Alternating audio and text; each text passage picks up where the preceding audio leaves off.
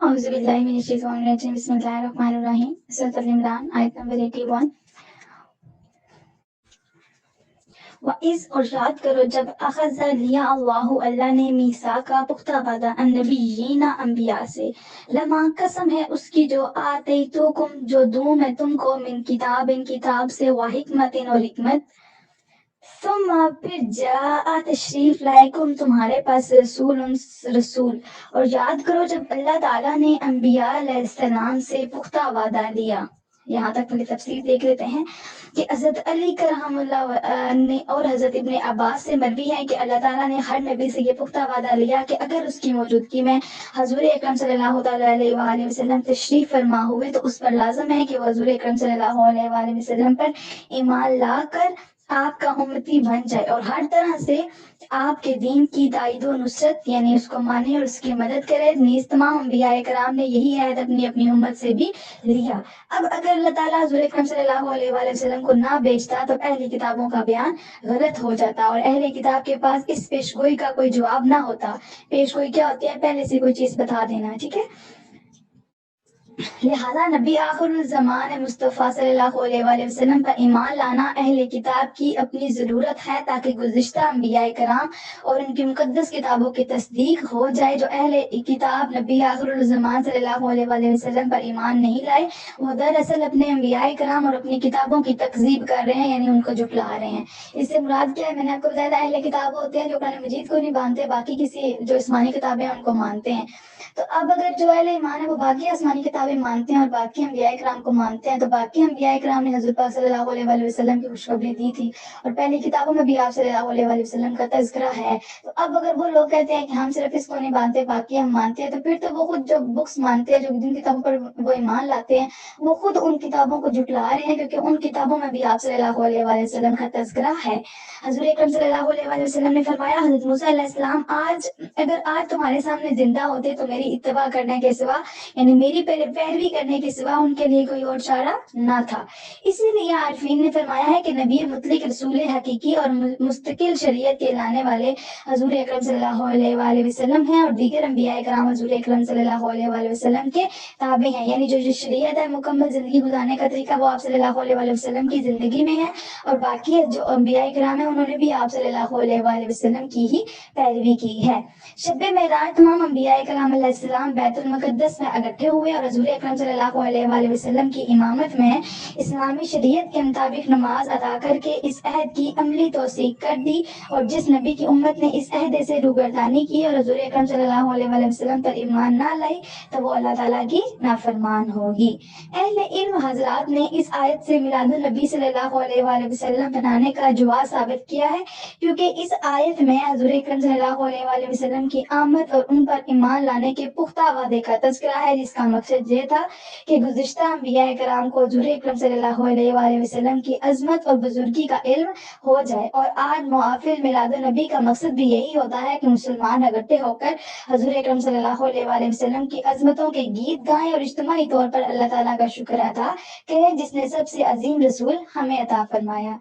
इस आयत में काबिल गौर नुक्ता यानी काबिल फिक्र काबिल गौर बात यह है कि अल्लाह ताला ने तमाम अंबिया कराम को फरमाया कि अगर हज़ूर अकरम सल्लल्लाहु अलैहि वसल्लम उनके ज़माने में तशरीफ लाएं तो उनको हज़ूर अकरम सल्लल्लाहु अलैहि वसल्लम पर ईमान लाना ज़रूरी है। लेकिन अल्लाह ताला तो अलीम व खबीर है, यानी अल्लाह ताला को तो पहले ही हर चीज़ का इल्म है। इसको इल्म था कि हज़ूर अकरम सल्लल्लाहु अलैहि वसल्लम हज़रात अंबिया कराम के ज़माने में नहीं आएंगे, तो फिर इस अहद लेने में क्या हिकमत थी? दरअसल इस अहद का मकसद ये था कि तमाम अंबिया कराम को हज़ूर अकरम सल्लल्लाहु अलैहि वसल्लम के इस खुसूसी मुकाम और मर्तबे का इल्म हो जाए जो अल्लाह ताला ने आपको अता फरमाया है। क्या बताया जा रहा है कि जो बाकी अंबिया कराम थे उनके ज़माने में तो आप सल्लल्लाहु अलैहि वसल्लम ने तशरीफ नहीं लाना था, अल्लाह ताला को तो पहले ही पता था। तो फिर ये मतलब बाकी अंबिया कराम को आप सल्लल्लाहु अलैहि वसल्लम की पैरवी करने का क्यों हुक्म दिया गया है, क्यों उनसे वादा लिया गया है? तो वो इसलिए ताकि बाकी अंबिया कराम को क्या हो, आप सल्लल्लाहु अलैहि वसल्लम की अजमत का इल्म हो जाए। नेक्स्ट देखते हैं। قسم ہے اس کی جو آتے تو دوں میں تم کو من کتاب ان کتاب سے و حکمت اور حکمت ثم پھر جاء تشریف لائے تمہارے پاس رسول مصدقاً تصدیق کرنے والا لما اس کی جو معاکم تمہارے پاس لتؤمنن تو تم ضرور ایمان لانا بھی اس پر اور لتنصرنہ ضرور مدد کرنا اس کی قولا فرمایا اقررتم تم نے اقرار کر لیا واخذتم اور اٹھا لیا تم نے اللہ پر ذالکم اس اسری میرا بھاری ذمہ قالو سب نے عرض کی اقررنا ہم نے اقرار کیا قولا فرمایا وشہدو اور تو گواہ رہنا وانا اور میں معاکم تمہارے ساتھ من الشاہدین گواہوں سے کہ میں تم کو جو کتاب اور حکمت دوں پھر تمہارے پاس وہ عظیم رسول آ جائے جو اس کتاب کی تصدیق کرنے والا ہو جو تمہارے پاس ہے تو تمہارے لیے اس پر ایمان لانا اور اس کی مدد کرنا ضروری ہے فرمایا کیا تم نے اقرار کر لیا اور میرے اس باری عہد کو پورا کر لیا انہوں نے کہا ہم نے اقرار کر لیا یعنی ہم نے مان لیا فرمایا بس گواہ رہنا اور میں بھی تمہارے ساتھ گواہوں میں سے ہوں فمن پھر جو کوئی تولا پھیرے بعد ذالک اس کے فاولئک تو وہی هم الفاسقون فاسق ہیں پھر اس کے بعد جو اپنے عہد سے پھر جائے یعنی جو اپنے وعدے سے پھر جائے تو وہی لوگ فاسق ہیں افغیرہ کیا سوائے دین اللہ کے یبغونا تلاش کرتے ہیں وَلَهُ حالانکہ اسی کے لیے اسلم سر جھکا دیا ہے من جو پھر سماواتی آسمانوں میں والارض اور زمین میں طوعاً خوشی سے وکرہن اور مجبوری سے اور الیہ اسی کی طرف یرجعون سب لوٹائے جائیں گے کیا یہ اللہ تعالیٰ کے دین کے علاوہ کسی اور دین کو تلاش کرتے ہیں حالانکہ آسمانوں اور زمین کی ساری مخلوق خوشی سے یا مجبوری سے اللہ ہی کے سامنے جھکی ہوئی ہے اور سب اسی کی طرف لوٹائے جائیں گے کل آپ فرمائیے آمنا ہم ایمان لائے باللہ اللہ پر وما اور جو انزلا اتارا گیا علینا ہم پر وما اور جو انزلا اتارا گیا علی پر ابراہیم و اسماعیل و اسحاق اور اسحاق و یعقوب اور یعقوب والاسباطی اور ان کے بیٹوں اور ما اوتیا جو کچھ دیا گیا موسیٰ کو عیسیٰ اور عیسیٰ کو والنبیون اور دوسرے انبیاء کو من ربہم ان کے رب کی طرف سے لا نفرقو نہیں فرق کرتے بینا درمیان احدین کسی کے منہم ان میں سے ونحن اور ہم لہو اسی کے مسلمون فرما بردار ہیں آپ صلی اللہ علیہ وآلہ وسلم فرمائیے ہم اللہ تعالیٰ پر ایمان لائے اور اس پر جو ہم پر نازل کیا گیا اور اس پر جو ابراہیم اسماعیل اسحاق اور یعقوب اور ان کی اولاد پر نازل کیا گیا اور جو کچھ موسیٰ عیسیٰ اور دیگر نبیوں کو ان کے رب کی طرف سے دیا گیا ہے ہم ان میں سے کسی ایک کے درمیان فرق نہیں کرتے اور ہم اللہ تعالیٰ کے فرما بردار ہیں یہاں تک دیکھ لیتے ہیں تفسیر کے مسلمان سب انبیاء کرام پر ایمان رکھتے ہیں اور کسی بھی نبی کا انکار نہیں کرتے کیونکہ تمام انبیاء کرام نے ایک ہی دین کی تبلیغ کی یعنی ایک ہی دین کی انہوں نے دوسروں تک ایک ہی دین کو پھیلایا ہے جس کی آخری شکل کا نام اسلام ہے اور یہی اللہ تعالیٰ کا پسندیدہ دین ہے لہذا جو شخص اسلام کو چھوڑ کر کسی اور دین کی پیروی کرے تو اس کا یہ دین اللہ تعالیٰ کے ہاں قبول نہیں ہوگا اور آخرت میں سوائے خسارے کے یعنی سوائے نقصان کے اسے کچھ حاصل نہ ہوگا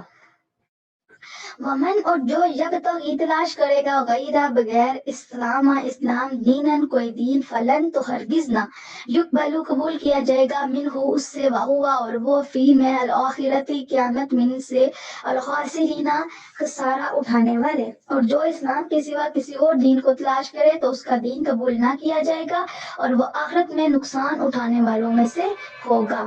کیفا کیسے یہدی ہدایت دے اللہ قومن کافروا ایسی قوم کو جنہوں نے کفر کیا بعد ایمان لے آنے کے اللہ تعالیٰ ان لوگوں کو کیوں کر ہدایت دے جو ایمان لانے کے بعد کافر ہو گئے وشاہدوا اور وہ گواہی دے چکے تھے انا کہ رسول حق سچا ہے حالانکہ وہ خود یہ گواہی دے چکے تھے کہ یہ رسول سچا ہے یہاں تک دیکھ لیتے ہیں تفسیر کہ جو لوگ حضور اکرم صلی اللہ علیہ وآلہ وسلم کی نبوت کی نشانیوں نبوت مطلب آپ صلی اللہ علیہ وآلہ وسلم آخری نبی ہیں اس کی نشانیوں کا مشاہدہ کر چکے ہیں یعنی یہ جو نشانیاں وہ اپنی آنکھوں سے دیکھ چکے ہیں اور اس کے باوجود کفر پر اڑے ہوئے ہیں ان کے ایمان لانے کی توقع امید ابس ہے یعنی اس کا کوئی فائدہ نہیں ہے بلکہ وہ لعنت کے مستحق ہیں اور ہمیشہ اسی لعنت کے عذاب میں مبتلا رہیں گے وجاء اور آ چکی تھی ہم ان کے پاس البینات کھلی نشانیاں، واللہ اور اللہ تعالیٰ لا یہدی ہدایت نہیں دیتا القوم الظالمین ظالم لوگوں کو، اور ان کے پاس روشن نشانیاں بھی آ چکی تھیں اور اللہ تعالیٰ کا ظالم لوگوں کو ہدایت نہیں دیتا۔ اولئک وہ جزاؤہم ان کی سزا اللہ کے علیہم ان پر لعنت اللہ اللہ کی پھٹکار ہو، والملائکۃ اور فرشتوں کی، والناس اور انسانوں کی، اجمعین سب۔ ایسے لوگوں کی سزا یہ ہے کہ ان پر اللہ تعالیٰ، فرشتوں اور تمام لوگوں کی لعنت ہو۔ خالدین ہمیشہ رہیں گے، فیہا اس پھٹکار میں، لا یخفف نہ ہلکا کیا جائے گا، عنہم ان سے، العذاب عذاب والا، اور نہ ہم انہیں ینظرون مہلت دی جائے گی، وہ ہمیشہ اسی لعنت میں رہیں گے، نہ ان کے عذاب میں تخفیف یعنی کمی کی جائے گی اور نہ ہی ان کو مہلت دی جائے گی۔ الا الذین مگر جنہوں نے تابوا توبہ کر لی، من سے بعدی بعد ذالک اس کے، واصلحوا اور اپنی اصلاح کر لی، وَإِنَّا تو بے شک اللہ اللہ تعالیٰ غفور الرحیم غفور ہے، رحم فرمانے والا ہے، سوائے ان لوگوں کے جنہوں نے اس کے بعد توبہ کر لی اور اپنی اصلاح کر لی، تو بے شک اللہ تعالیٰ بخشنے والا مہربان ہے۔ ان بے شک الذین جنہوں نے کفر اختیار کیا، بعد ایمانہم ایمان لانے کے، ثم پھر ازدادوا بڑھتے چلے گئے، کفرن کفر میں، لن تقبل ہرگز نہ قبول جائے گی توبہ تم ان کی توبہ۔ جن لوگوں نے ایمان لانے کے بعد کفر اختیار کیا پھر اپنے کفر میں بڑھتے چلے گئے تو ان کی توبہ ہرگز قبول نہ کی جائے گی، وَأُولَئِکَ اور یہی ہم الضالون گمراہ ہیں۔ دیکھ لیتے ہیں ذرا یہاں تک تفسیر کہ جو لوگ سچے دل سے توبہ کر لیں اللہ تعالیٰ ان کے گناہ بخش دیتا ہے۔ حضور اکرم صلی اللہ تعالیٰ علیہ وآلہ وسلم نے فرمایا گناہ سے توبہ کرنے والا انسان ایسا ہے جیسے اس نے گناہ کیا ہی نہیں، لیکن جو لوگ الزام سے بے خبر اور خوف الہی سے بے فکر ہو کر دن رات گناہوں میں مشغول یعنی مصروف رہتے ہیں یہاں تک کہ موت کا فرشتہ آ جاتا ہے اور زندگی سے بالکل مایوس ہو جاتے ہیں، اس وقت ان کی آنکھیں کھلتی ہیں اور زندگی کی آخری سانس میں توبہ کرنے لگتے ہیں تو ایسی توبہ قبول نہیں ہوگی۔ حضور اکرم صلی اللہ علیہ وآلہ وسلم نے فرمایا اللہ تعالیٰ بندے کی توبہ اس وقت قبول کرتا ہے جب تک جان دینے کا وقت نہ آئے، یعنی جب تک جان جانے کا وقت نہ آئے نا تب تک اللہ تعالیٰ توبہ قبول کرتا ہے۔ جب آپ کو پتہ لگ گیا کہ میرا آخری وقت آ گیا اور تب آپ توبہ کر رہے ہیں تو پھر توبہ قبول نہیں ہوتی، لہٰذا توبہ کرنے میں جلدی کرنی چاہیے، کیا خبر آئندہ گھڑی میں موت آنے والی ہو اور توبہ کی مہلت ختم ہو جائے، مطلب ہمیں تو نہیں پتا نا کہ ہم نے کس عمر میں مرنا ہے، تو بڑھاپے کا انتظار نہ کریں، جب بھی آپ کو اللہ توفیق دے تو کوشش کریں جتنی جلدی ہو سکے آپ اللہ تعالیٰ سے معافی مانگیں۔